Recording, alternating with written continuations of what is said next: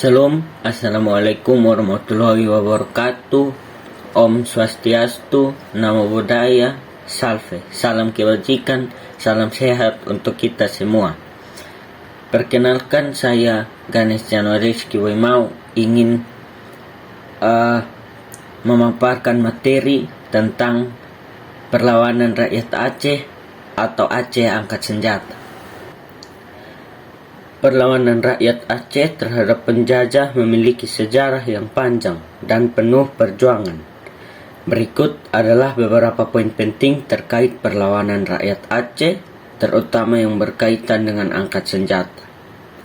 Yang pertama, perlawanan Aceh terhadap Portugis tahun 16 sampai 17 Masehi. Pada abad ke-16, Portugis datang ke wilayah Nusantara termasuk Aceh dengan tujuan untuk menguasai perdagangan rempah-rempah. Aceh yang saat itu merupakan kerajaan yang kuat melakukan perlawanan terhadap Portugis.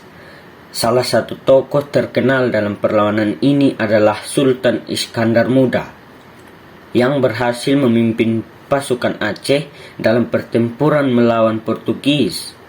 Meskipun tidak berhasil sepenuhnya mengusir Portugis, perlawanan ini menunjukkan ketahanan Aceh terhadap penjajah asing. Yang kedua, perlawanan Aceh terhadap Belanda tahun 19 Masehi.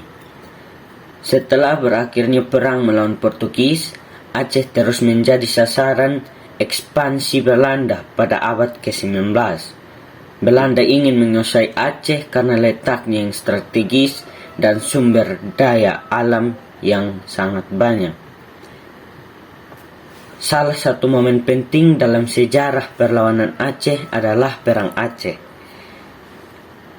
tahun 1873 sampai 1904 yang dimulai ketika Belanda menyerang Aceh pada tahun 1873. Perlawanan ini dipimpin oleh berbagai pemimpin, termasuk Panglima Polem, Teuku Umar, dan Cut Nyak Dien, yang menjadi simbol perjuangan perempuan dalam perang ini.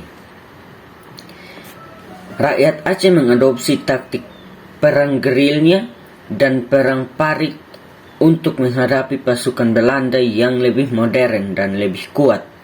Meskipun banyak perlawanan yang dilakukan, Belanda harus mengerahkan pasukan besar untuk menundukkan Aceh yang memakan waktu lebih dari 30 tahun. Teuku Umar dikenal karena mengadakan kerjasama sementara dengan Belanda untuk kemudian berbalik melawan mereka. Cut Nyak Dien adalah pejuang wanita yang menjadi simbol keberanian dan pada akhirnya gugur dalam perjuangan melawan Belanda. Panglima Polem juga merupakan salah satu tokoh penting dalam perlawanan tersebut.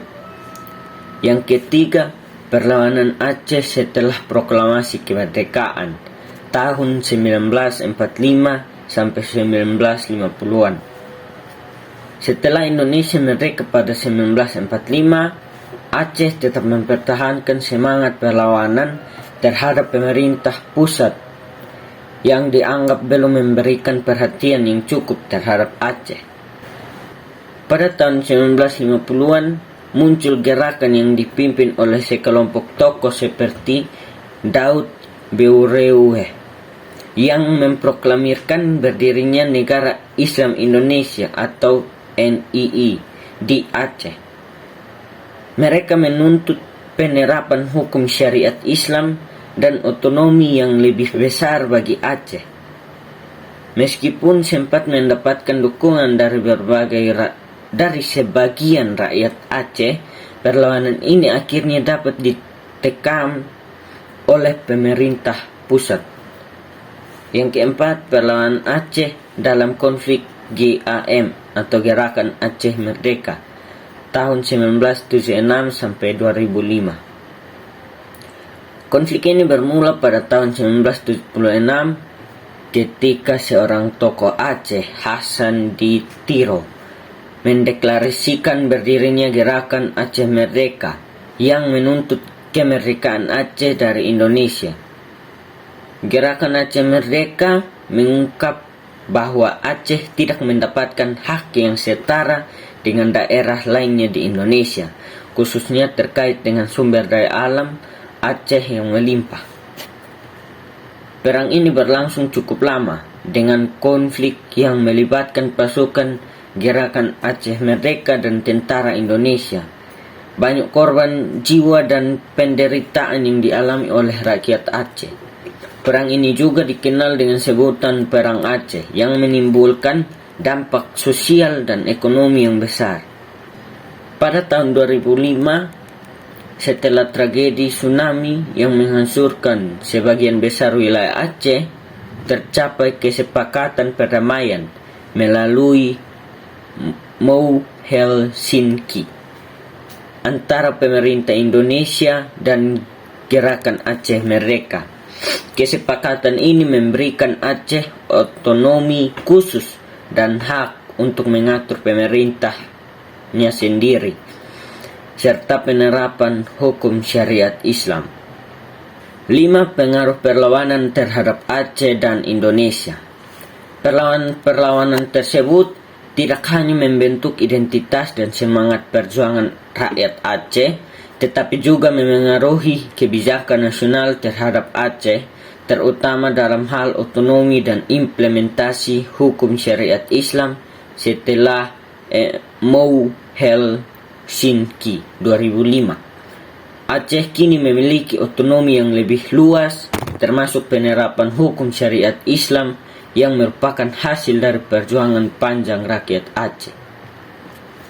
Perlawanan rakyat Aceh terhadap penjajahan telah berlangsung sejak abad ke-16 dan terus berlanjut hingga abad ke-20.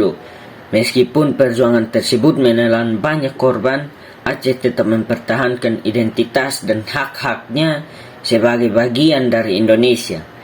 Sebagai bagian dari sejarah perjuangan bangsa, perlawanan rakyat Aceh memiliki dampak besar bagi pembentukan kebijakan dan hubungan antara Aceh dan pusat pemerintahan Indonesia.